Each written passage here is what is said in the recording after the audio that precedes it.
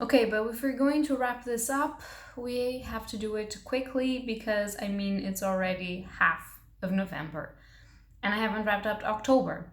So this is what we need to do. Hello beautiful bookworms, my name is Katarina and welcome to my channel, and today I'm going to be doing my October wrap-up. So as you probably know, if you've been on this channel for this last month, I was supposed to be doing this Booktober readathon, and I was one of the co-hosts and everything. However, October was not at all the month for me to be doing a readathon, which is why I really didn't, and I failed. I read some stuff, but I couldn't do the challenges, I couldn't do the movies, I couldn't do anything because I had a lot of things to do and not a lot of time to read. And I feel like I'm getting into a reading slump, which is not really good, but we will get over it, I think. So I have read 2 actual physical books. One I finished, I was reading it for a while now. The other I was also reading it for a while now and I finished it as well, so no new startings and finishes. Then I have read the entirety of a comic series and I read 3 actual mangas. So it was not a bad month, but it could have been better, I guess. So starting with the books I have read, okay, what is the name of this? Like the actual name, the real name. I have no idea. Okay, so I read Etched in Bone by Anne Bishop, and this is the last of the Others series, at least the main series, because I do believe, and I have the first of that book, there's going to be a spin-off of the Others series, so in the same world but with different characters. But this is the actual end of the supposed 5-book series of the Others. And I actually really enjoyed this one. I wasn't enjoying, if you watched my last wrap-up, I didn't really enjoy the 4th book. I thought it was a bit of a filler. Nothing happened. It was very repetitive of all of the other 3 and I was getting a little bit lost in it. I really enjoyed this one because the threat was very, very human and it was a very, very focused threat and very focused relationships, and I really enjoy when we have a focus threat that has to do with many different characters that we enjoy, but we're not supposed to like that character, and that character can threaten a whole village just because of the whole dynamic of the thing. I really enjoy it, and finally we had our main character actually using her talent instead of just being a crybaby and not actually doing anything about the talent that she has and just cutting herself, which, big trigger warnings, So the other series is basically about this girl. She is called, I don't even remember her fucking name, Meg. She's called Meg Corbin, and she is a blood prophet, which means that every time that she cuts her skin, it could be by accident or on purpose, she bleeds and she has a prophecy of a future related to something that you ask of her. And because of that, she, in the beginning of the series, she's being held and she escapes the place where she's being held and she runs to this village that is controlled by the Others. And the Others are shapeshifters. They are originally animals that can shapeshift into humans. And so they are trying to do trades with the human people. Wow, great. Great. They're trying to do trades with people and they're trying to actually have a society of their own and get immersed into our society. But of course, things aren't that simple because human beings detest what they don't know and what they can't understand. So there's a lot of situations going on. But I really enjoyed this. I don't know, it wasn't an amazing book. It isn't. This is like a guilty pleasure read, for lack of a better word to it.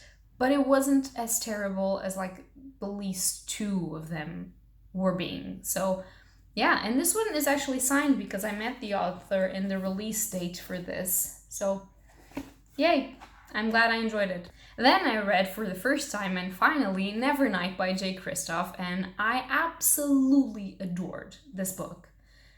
This was everything that I needed, and I'm really, really sad that I am not progressing as well with the second one as I am with the first one because I really enjoyed this. So, of course, everyone and their mothers already read this, but if you don't know, this is the story of Mia Corvair, and she lost all of her family because of a government situation. And basically, she swears vengeance against 3 people. Well, a lot of people, but let's just say 3 people. And so in order to act on that vengeance, she is going to go to a school for assassins. And that's the basic plot. I don't want to say anything else, but oh boy, did I enjoy this. I have heard a lot of criticism about this, people not enjoying this because of the footnotes, which, by the way, I don't understand, because I love having an extra narrator and someone that fills you in on the world building, on the plot, and is also able to make jokes, because if it wasn't, the rest of the plot would be just so grim. And I really enjoy the dark humor, and I don't know, it was really great. And yeah, there's a lot of people that don't like Mia as well, which again, I can't understand, because I like her. I would love to meet her. I like pretty much all of the characters in this, except for maybe one or two.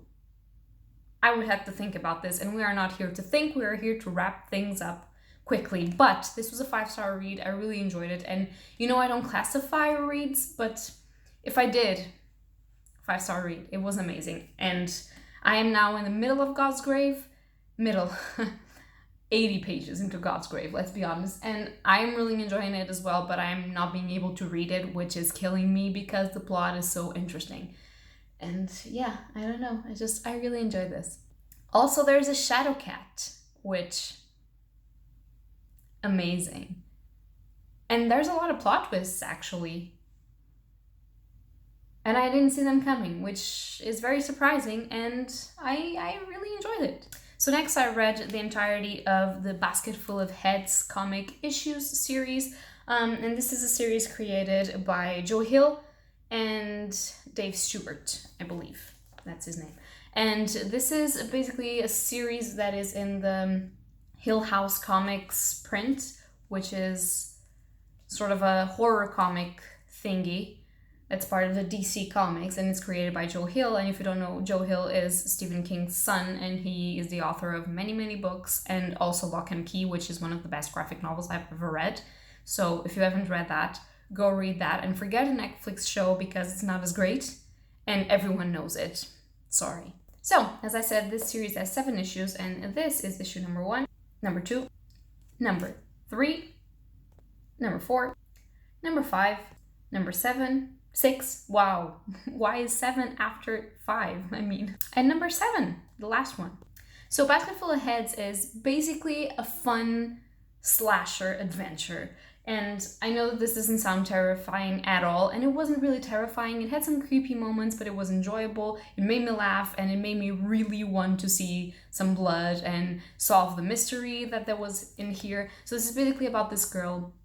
She's going to visit her boyfriend, and he's working as a sort of a police intern and for the summer. And the summer is over, and she's going to visit him in order to, you know, just be with him because she hasn't been with him for a while. And a storm breaks in, and someone goes into their house and kidnaps her boyfriend, and she has to defend herself. And it's just really great. And there's a reason why this is called Basket Full of Heads, which I don't want to tell you, but it's really fun. If you don't want something overly scary, but stop moving, please. Okay, thank you. If you don't want something overly scary, but you want something that is horrifyingly fun and that doesn't take itself too serious, I would say read Basket Full of Heads. It's really cool. I really enjoyed it. Then I've read one of the best things that I've read in the entirety of the month, which is Hideout, and this is by Masasumi Kakizaki. I have read this in Spanish, and I'm not sure if this is translated into English, but if it is, every single one of you that enjoy horror should read this, because this is a horror manga standalone, and it's great. The art style is up here level, like you can't see my hand, but it's really, it's there. It's there. Okay? This is basically the story about this dude. You don't know why, but you will know. He goes on a vacation with his wife, but he is planning to kill his wife for reasons. And then the plot fucking goes insane after that. And it's just a sort of a survival, sort of an exploratory horror. It's just so great. And it made me think of The Descent. It has nothing to do with The Descent, but if you've seen that horror movie, the vibes are very similar, and I really enjoy it. It makes me think of As Above, So Below as well, because I don't want to tell you, it's just one of the best things I've ever read in terms of manga horror. I really enjoy it. If you want Hideout, seriously, and look at this cover. Fucking amazing. I love it. And then finally we have some of a disappointment for October. I got this manga duology thinking that it's going to be amazing, and it really wasn't, which made me a bit sad, but that's how we roll, I guess. And that is The Witch's House, The Diary of Ellen, Volume 1 and Volume 2. So with these covers and being about a witch and being a dark premise, I thought this was going to be great, and it really wasn't. This is about this girl. She's called Ellen, and she has a terrible skin disease. She's rotting. I think it's leprosy, to be honest, because she's rotting and she can't walk and she can't go outside, and she's always covered in bandages, and her mom has to always change her bandages and everything. But one day something really terrible happens in her life, and a familiar, a cat familiar, which is sort of like a demon, tells her that he can make her a witch and give her a house if she, like, will always be in that house. And it's supposed to be creepy and spooky, and it has everything to be, and it's really not. It's sort of a sad manga about the passage of time and you being completely alone, but it's not even... It didn't even make me cry, it didn't even make me feel sorry for the character. I just felt like, okay, so it's as boring as the passage of time. I mean, it wasn't good. The second volume had a bit of a situation in the end where things turned really creepy and really cool, but it wasn't, I mean, it was too late by then. It wasn't, I mean, I don't recommend it. If you like witches and if you like demons and a bit of a spooky, creepy vibe, I guess you would be fine with this, but I need more. I need a better story, I need better characters, and I need more horror. This wasn't it. This really wasn't it. I like a character study, but this wasn't a character study. This was just the passage of time, I guess. It was fun, but I don't know if I'm going to keep them. It was really meh, you know, and I don't want to read meh. I want to read, oh, I hate that, or, oh, I love that, you know? And it just was such, okay, I have no opinion about this, which is really sad because I thought I was going to love this.